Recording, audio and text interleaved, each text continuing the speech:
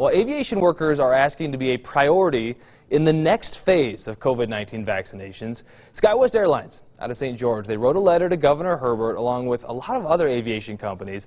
It says their job to distribute the vaccine and work with the public every single day is essential. Jordan Burroughs joining us live at Salt Lake International Airport, and I guess it makes sense, Jordan, that they say their workers are on the front lines doing essential work.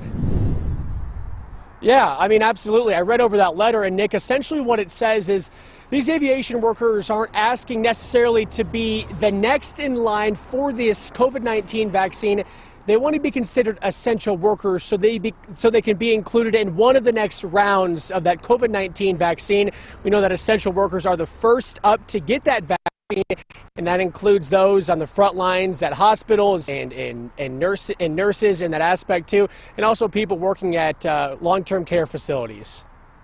A letter prioritizing frontline aviation workers for the COVID-19 vaccine was sent out December 17th to Utah Governor Gary Herbert. SkyWest sent ABC4 a copy of said letter that said, quote, "Please note the importance of frontline aviation workers and vaccine prioritization as essential workers in the nation's recovery," end quote. SkyWest employs over 2,500 frontline professionals across the state of Utah. In that letter, it also says, quote, "Air transportation will be essential to fight back against the virus and return to normal, even if it is a new normal. A new normal many of us aren't ready for, but will have to be." Thousands of COVID-19 vaccines have been given around the country, and some here in Utah. For a healthier future and better economic recovery, those working in aviation say they need to have the vaccine sooner rather than later. As ABC News reported, it will take up to 8,000 Boeing 747 freighters to distribute COVID vaccines around the globe. The SkyWest letter says aviation workers should be considered essential because, according to Marissa Snow, spokesperson for SkyWest, since the onset of the pandemic, they have continued to provide critical infrastructure support, including transport of medical supplies and personnel. Snow says this letter was prepared collectively across the commercial aviation industry, including by the Regional Airlines Association and Airlines for America, to ensure frontline aviation workers maintain that priority for allocation of the vaccine and each state's upcoming implementation plans.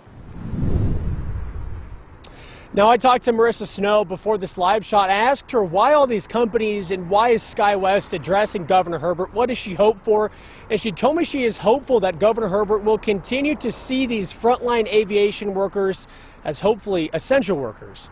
Reporting live at Salt Lake City International Airport, Jordan Burroughs, ABC4 News. Okay, Jordan.